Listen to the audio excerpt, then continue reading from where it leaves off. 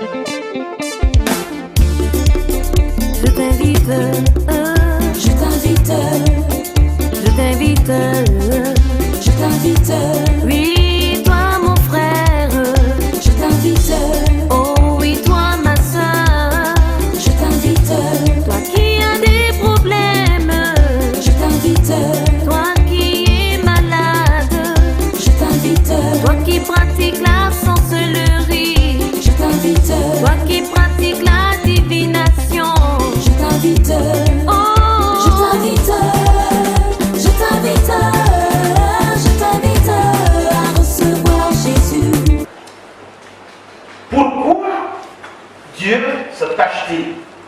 Est-ce qu'il a peur de nous? Est-ce qu'il a peur de nos réactions? Est-ce que parce que chacun, beaucoup, au milieu de nous, avec nous, entre nous, avec nous, sont enclins à se plaindre tout le temps?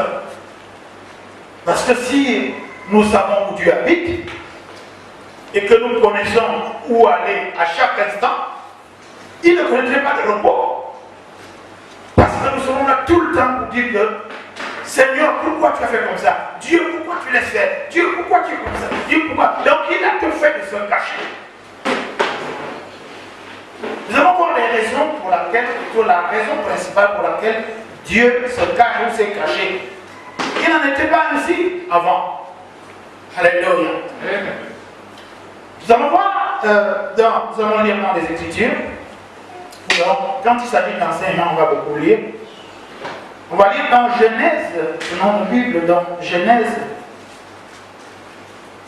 au chapitre 1, du verset 26, verset 27. Puis Dieu dit, faisons l'homme à notre image, selon notre ressemblance, et qu'il domine sur les poissons de la mer, sur les oiseaux du ciel, sur le bétail, sur toute la terre et sur tous les reptiles qui rampent sur la terre. Verset 27, Dieu créa l'homme à son image, il le créa à l'image de Dieu, il créa l'homme et la femme. Alléluia. Seulement, avec chaque création, avec chaque invention selon les hommes, nous allons lire dans Genèse chapitre 2, versets 16 et 17. Ensuite, nous allons condenser, après le troisième verset, 16 et 17 de Genèse chapitre 2, il est écrit, verset 16. L'Éternel Dieu donnant cet ordre à l'homme, tu pourras manger de tous les arbres du jardin. Verset 17. Mais tu ne mangeras pas de l'arbre de la connaissance du bien et du mal, car le jour où tu en mangeras, tu mourras. Alléluia. Je vais encore au verset 1, verset 24. C'est long, mais on va quand même lire verset 3, Genèse 3. On va lire au verset 24. On va aller un peu plus loin. Le serpent était le plus aisé de tous les animaux des champs que l'Éternel Dieu avait fait, et il dit à la femme, Dieu a-t-il réellement dit, vous ne mangerez pas de tous les arbres du jardin? La femme répondit au serpent, nous mangerons du fruit des arbres du jardin, verset 3. Mais quant au fruit de l'arbre qui est au milieu du jardin, Dieu a dit, vous n'en mangerez point et vous n'y toucherez point de peur que vous mouriez. Alors le serpent dit à la femme, vous ne mourrez point. Mais Dieu sait que le jour où vous en mangerez, vos yeux s'ouvriront et vous serez comme des dieux, connaissant le bien et le mal. La femme vit que l'arbre, verset 6, était bon à manger, elle l'a vu, et qu'il était précieux pour offrir l'intelligent. Elle prit de son fruit en mangeant. Elle donna aussi à son mari qui était auprès d'elle, et il en mangea. Verset 7 de Genèse chapitre 3. Les yeux de l'un et de l'autre s'ouvrirent, ils connurent qu'ils étaient nus, et ayant cousu des feuilles de figuier, ils s'enfuirent de ceinture. Verset 8. Alors ils entendirent la voix de l'Éternel Dieu qui parcourait le jardin vers le soir, et l'homme et la femme se cachèrent loin de la face de l'Éternel au milieu du jardin. Mais l'Éternel Dieu appela l'homme et lui dit, où es-tu? Il a répondu, j'ai entendu ta voix dans le jardin et j'ai eu peur parce que je suis né et je me suis caché. L'Éternel Dieu dit, qui t'a appris que tu es nu? C'est là que ça commence. Qui t'a appris que tu es nu? Est-ce que tu as mangé de l'arbre dont tu avais défendu de manger? L'homme répondit, la femme que tu as mise auprès de moi m'a donné de l'arbre, j'en ai mangé. Et l'Éternel Dieu dit à la femme, pourquoi as-tu fait cela? La femme répondit, le serpent m'a séduit, j'en ai mangé. L'Éternel Dieu dit au serpent, là, voilà les conséquences déjà.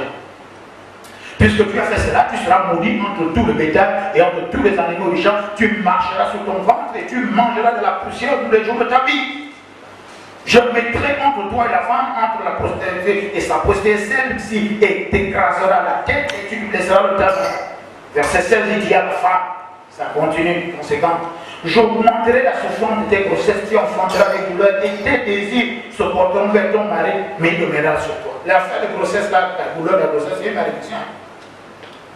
Il dit à l'homme, à l'affaire du travail, qui est dur, puisque tu as écouté la voix de ta femme et que tu as mangé de l'arbre du sujet lequel je t'avais ordonné ce temps, tu ne mangeras point. Le sol sera maudit à cause de toi. Ah, c'est à force de peine que tu en tireras ta nourriture tous les jours de ta vie. Il te produira des épis de terreau et tu mangeras de l'herbe du champ. C'est à la sueur de ton visage que tu mangeras du pain jusqu'à ce que tu retournes dans la terre d'où tu as été pris, car tu es poussière et tu retourneras dans la poussière. Adam donna ce que sa femme et nous connaissons cette histoire. Alléluia. De quoi allons-nous parler en doctrine ce matin? La doctrine du Dieu qui se cache.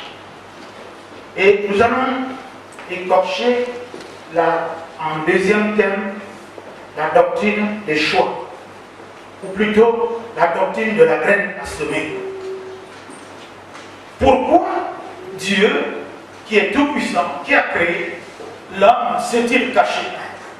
Pourquoi se cache-t-il?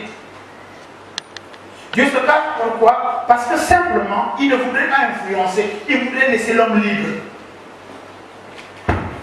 Nous pouvons le constater même avec nos enfants à la maison. Ils jouent les gentils quand nous sommes là, ils jouent les corrects quand nous sommes là. Laissez-les un peu libres.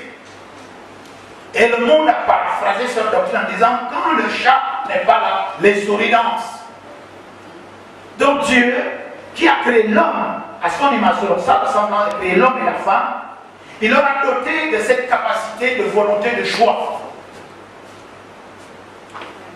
Donc nous allons voir les choix que nous allons faire, ou bien que vous avez fait. Les conséquences sont fixées par Dieu. Amen. Commençons par cette affaire de Dieu qui se cache. Est-ce qu'on peut vous faire confiance? Est-ce que Dieu peut te faire confiance? Est-ce que tu dois vivre en permanence sous l'autorité qui te surveille? Est-ce que les arrangements pris ensemble ou seuls vis-à-vis de Dieu dans tes prières ou vis-à-vis de l'autorité au niveau professionnel, vis-à-vis de l'autorité au milieu familial, au milieu ecclésiastique à l'église, tu as pris un engagement, ou plutôt une loi a été, on va dire, éditée en accord avec tout le monde et en accord avec le canon de la Bible. Est-ce qu'il faille encore qu'on te surveille? Doit-on te surveiller pour l'application ou l'applicabilité de ce dont tu as toi-même dit? Amen, je suis d'accord. Est-ce que quand tu prends un engagement à l'église, devant tout le monde pour paraître, est-ce que le pasteur doit toujours doit te le rappeler? Ou bien, tout de go, tout seul, tu as pris cet engagement et on n'a pas besoin d'être derrière toi pour l'observer. Dieu n'a pas besoin qu'on le surveille. D'abord, qui surveillerait Dieu? Il est lui-même son propre surveillant. Il nous a créés dans son image, dans sa ressemblance. Alléluia. Amen. Mais où est-ce que tu en es? Parce que, assurément, c'est là que le pape laisse pour parler à la manière de l'humain. Pourquoi doit-on te surveiller? Pourquoi est-ce qu'on doit être derrière toi à tout moment? Pourquoi ton mari doit être derrière toi alors que tu as dit que tu allais le faire? Pourquoi ta femme doit-elle être frustrée alors que tu avais promis? Et vous les enfants, à force de dire, d'enseigner, doit-on arriver encore au stade du bâton et de la carotte? On n'a même plus besoin du bâton de la carotte quand un enfant est soumis et obéissant. Où est-ce qu'on en est aujourd'hui? Où est-ce que tu en es? Dieu s'est caché, Dieu se cache pour manifester son image et sa ressemblance, c'est-à-dire quant à sa création, c'est-à-dire il te laisse libre de tes choix. Il te laisse libre. Quelle est la graine qui te donne la graine? Nous allons le voir tout à l'heure. Et nous l'avons lu. Et nous l'avons montré avec la parole de Dieu. La graine que tu reçois et que tu vas semer, tu récolteras ce que tu as semé. On moissonne toujours ce qu'on a semé. Mais surtout, l'important c'est d'où est-ce que tu as reçu la graine? D'où reçois-tu la semence? De la parole de Dieu, de l'autorité ecclésiastique ton pasteur, de l'autorité matrimoniale, le père ou la mère. D'où vient la semence que tu sèmes? Parce qu'assurément tu récolteras. Et les conséquences sont fixées par Dieu. Tu ne peux pas semer le safou et récolter l'arachide. Non. Si tu sèmes la grâce, tu récolteras la grâce. Amen. Tu sèmes l'amour, tu récolteras la bonté et l'amour. Tu sèmes la chair, tu récolteras tout ce qu'il y a dans la chair. La maladie, la corruption, la malédiction et toute la cohorte des esprits attachés à la manifestation de la chair dans nos vies, consciemment ou inconsciemment, volontairement ou pas. Est-ce que vous êtes là? Oui. Dieu se cache, Dieu s'est caché simplement pour nous laisser libres de nos choix, pour voir ce que nous allons faire, pour voir qui allons-nous écouter. La Bible nous dit, nous l'avons lu tout à l'heure, merci Saint-Esprit, que Dieu nous créa à notre image, à son image selon sa ressemblance, l'homme et la femme. Et à la suite de cette création, tout était en paix. Il avait arrangé un jardin d'Éden, un jardin agréable, un jardin merveilleux, où tout était déjà mis en place pour que l'homme et la femme vivassent, n'est-ce pas, de la bonté de Dieu, de la grâce de Dieu. Seulement, on ne vit pas, comme qui dirait, sans règles, parce que Dieu est un Dieu d'ordre, Dieu est un Dieu de règles, sans être légaliste. Un jour, j'enseignerai également sur la doctrine du légalisme, ce géant qui détruit la foi dans l'Église. La Bible déclare que Dieu dit, écoutez, tout cela, vous pouvez manger tous ces arbres-là, les fruits de ces arbres, mais il y en a deux, surtout principalement un, celui-là, celui de la connaissance du bien et du mal. Si vous en mangez, vous allez mourir. Bien sûr, il y aura l'autre sur la vie éternelle. Sa Bible déclare que ce arbre-là était planté au milieu du jardin. Au milieu du jardin. Au milieu de toute connaissance. Au milieu de toute croissance. Au milieu de toute bénédiction. Au milieu de tout avenant. Au milieu de toute élévation. Il est planté au milieu, ce qu'on appelle l'arbre de la connaissance du bien et du mal. Alléluia. Mais en Christ Jésus aujourd'hui, toute élévation, toute bénédiction, toute délivrance, toute grâce excellente que nous acceptons, que nous recevons et qui est une provision au-dedans de nous, passe par la connaissance des études de Dieu, la connaissance de la grâce de Dieu, la connaissance de la présence de Dieu, la connaissance de la parole de Dieu, la connaissance des lois de Dieu, des principes de Dieu, des ordonnances de Dieu, des préceptes de Dieu et des lois de Dieu. Amen. Dieu leur dit donc, ça, vous ne touchez pas. Alléluia. Voilà donc la bonne semence. La bonne semence vient de Dieu. La bonne graine vient de Dieu. Ce que nous devons appliquer dans la vie vient de Dieu. La bonne semence vient du Père, vient de la mère, vient du pasteur et de toute autorité établie selon les règles, les principes et les lois. Ce qui a été décidé et dont tout le monde a dit Amen, nous sommes d'accord. Vous êtes là? Est-ce que je vais trop vite? Non. Ça va? Ça va. C'est trop haut? Non, c'est bon. Je descends. C'est bon. C'est bon là? C'est bon. Très bien. Vous ne devez pas faire ceci. Vous avez pouvoir faire cela. Si vous faites ceci, vous êtes béni. Vous ne le faites pas, je ne dis pas que vous êtes maudit, mais vous aurez vous-même choisi, parce que le ciel et l'enfer ne sont pas des bénédictions ni des punitions de Dieu. Ce sont simplement des conséquences de vos choix. Yes. Yes. Amen. Tu vas en enfer, c'est parce que tu as choisi. Tu vas au ciel parce que tu as choisi. Mais Dieu dit, je mets devant toi le ciel et l'enfer. Choisis le ciel pour que tu vives la vie éternelle, Zoé. Je mets devant toi le bien et le mal, n'est-ce pas? Choisis le bien afin que tu vives bien. Tout ce que tu vas faire après dépend de ton propre choix. Alléluia. Alléluia. Vous êtes là? J'ai écrit beaucoup de choses ici. Dieu, j'ai écrit, pour résumer, c'est un enseignement, la doctrine du Dieu qui se passe, c'est un enseignement de deuxième année de l'université de théologie à Osho, à Nîmes en France. J'ai résumé ça pour que ça soit recevable à tout le monde. Dieu ne veut pas s'imposer à nous parce qu'il ne veut pas qu'on soit des robots. Dieu veut voir aussi si on peut te faire filer, on peut te faire confiance. Imaginez un père et une mère qui s'absentent, ils laissent des instructions à la maison. Et quand il revient, vous avez mis la maison dessus-dessous et vous n'avez bien appliqué ce qui a été dit. C'est la même chose de Jésus quand il reviendra. Quand il viendra de prendre son église, il dit, mais je vous avais donné tout ce qu'il fallait pour tourner l'église. Mais qu'est-ce que vous en avez fait? Alléluia. Amen. Les chrétiens, dimanche dernier, il y en avait plus que ça. D'autres ont choisi d'aller à leurs occupations, n'est-ce pas? Vous avez choisi de venir prendre la graine de la semaine ou du mois, je ne sais pas. La bonne graine, celle qui ne peut se fléchir, ne se perdre. Alléluia. Amen. Donc Dieu ne veut pas qu'on soit comme des robots. Il veut que nous soyons des gens qui choisissent. Amen. Qu'est-ce que tu choisis? Quand tu choisis, est-ce que ton choix, tu en es fier? Quelles sont les conséquences de ton choix? Tu peux toujours rectifier. Tu peux toujours revenir. Qu'est-ce que tu as décidé? J'écris ici que Dieu ne veut pas. Dieu veut des enfants libres. Parce que Dieu est le Dieu de liberté. Alléluia. Amen.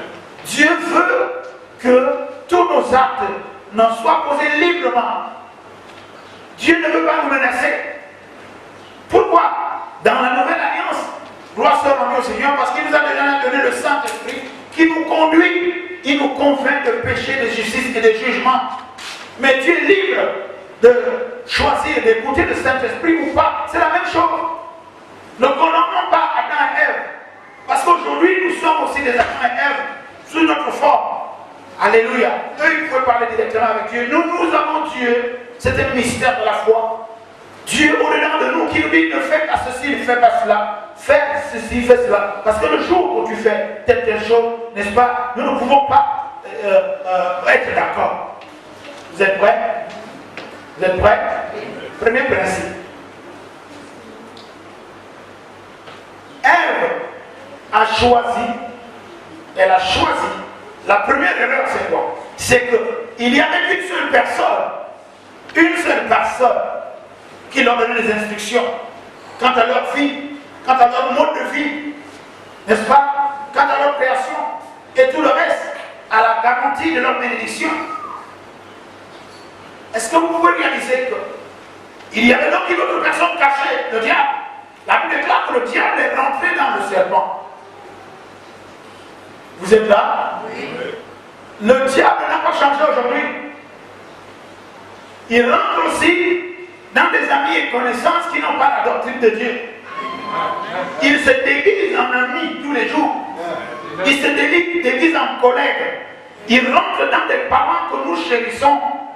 Je veux même vous choquer. Il peut rentrer chez le mari, il peut rentrer chez la femme. C'est un esprit puissant. Dieu ne lui a pas retiré sa puissance. Mais celui qui en nous est plus puissant. La Bible nous dit, résistez-lui, résistez au diable, il s'enfuira. Et il reviendra. Quand tu vas baisser la garde, il viendra te tenter. Il rentrera dans tes pensées. C'est pour ça qu'il y a des moments où les pensées ne sont pas les pensées de Dieu. Les actes ne sont pas les actes de Dieu. N'est-ce pas? Il y a des réflexions qui ne sont pas les réflexions de Dieu.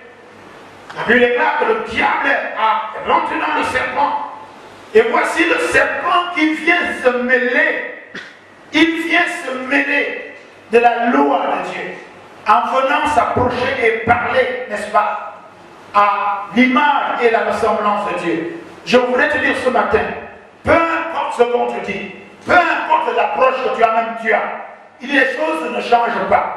La parole de Dieu est la même hier, aujourd'hui et éternellement. Tout dépend du choix. Tout dépend de ce que tu entends et du choix de ce que tu vas faire par rapport à ce que tu entends. Car la foi vient de ce qu'on entend de Dieu. Alors ce que Dieu dit ce matin, c'est que tu es son image et sa ressemblance.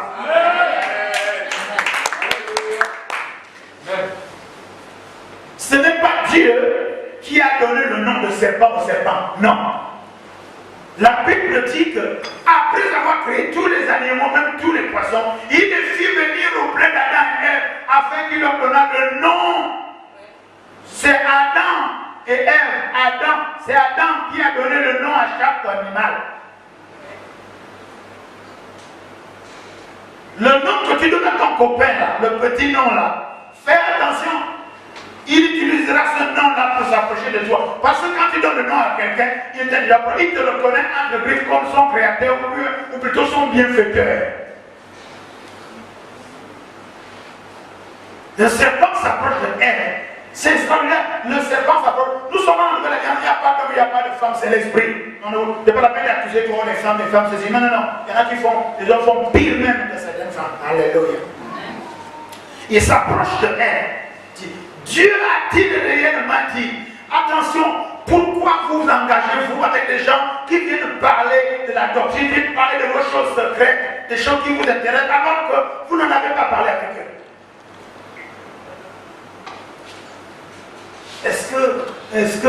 Est-ce que quoi? Ça te regarde. Est-ce que tu as dit que vous allez manger là, le fruit de l'arbre? Oui, est-ce que ça te regarde? Est-ce qu'il avait dit au serpent que il avait dit ça au serpent? C'est la mort du serpent. Pourquoi il s'est mêlé de ça? Est-ce que dans votre église là-bas, vous faites quand même la Sainte Seine? Tu es dans votre église. Pourquoi tu viens me demander ça? Si vous faites la Sainte Seine, faites-la. Nous, on fait des moments stratégiques. Yes. Parce qu'on ne doit pas prendre le corps du Christ sans discerner. Ça crée encore des problèmes. Est-ce que tu as réellement dit ceci? Nous sommes dans le premier principe de la chute et de l'erreur. Et puis, voici la discussion s'est engagée. La Bible dit, la personne avec qui vous parlez, vous partagez les esprits. Pourquoi tu ne peux pas te taire? C'est toi qui sais tout. Tu vas avoir réponse à tout. C'est même pas pour évangéliser. Qui n'est pas pour évangéliser? Si vous devez évangéliser quelqu'un, si c'est la personne qui s'approche de vous pour faire, votre Dieu là, est-ce qu'il est vraiment bon? Est-ce que tu as déjà donné ta vie à Jésus? Oh non, pas dans ce cas. Yes. On parlera quand tu donneras ta vie à Jésus. Oh yes. Laisse-moi d'abord te raconter. Si tu as fait de Jésus, maintenant on va parler. Oh yes. Et tu vas maintenant, faut te dire, tu sais, moi, tu sais, Dieu aime tout le monde. Oui, très bien. Et alors, toi, il aime tout le monde et moi, je suis son enfant. Yes.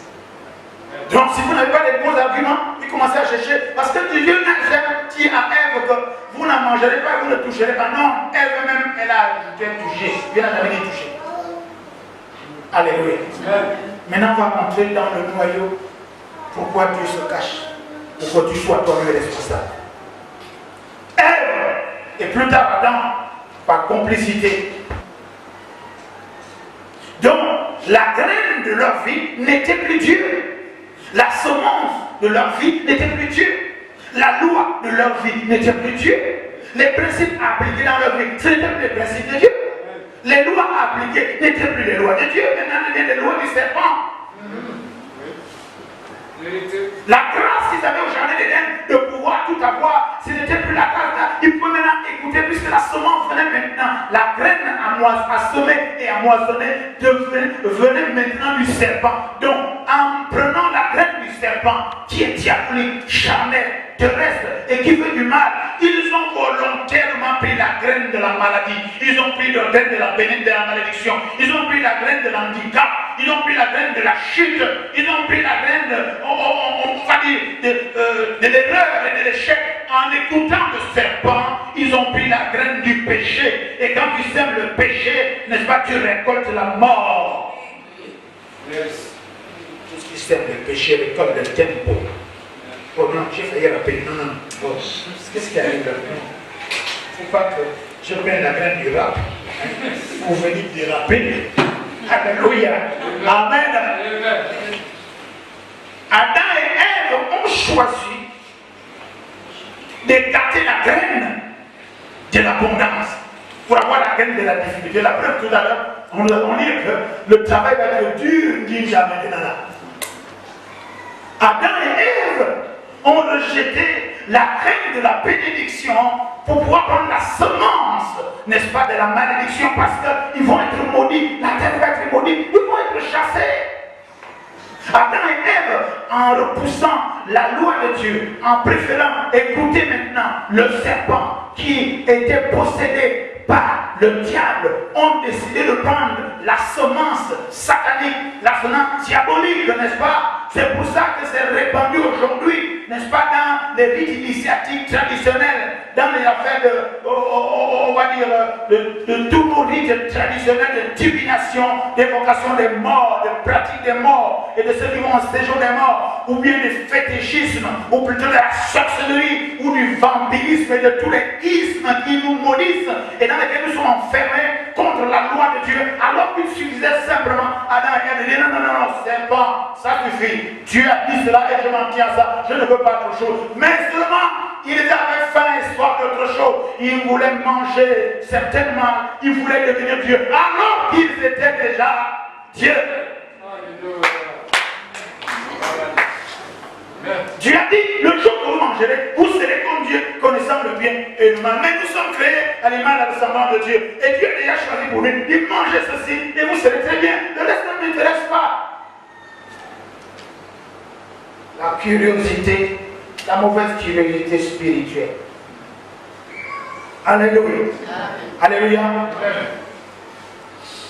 Regardez, chaque fois maintenant, nous l'avons lu, chaque fois que Adam et Ève, après avoir mangé le fruit de l'arbre de la connaissance bien et mal, tout ce qui va leur arriver va être la conséquence de ce qu'ils vont semer après avoir reçu la semence du serpent.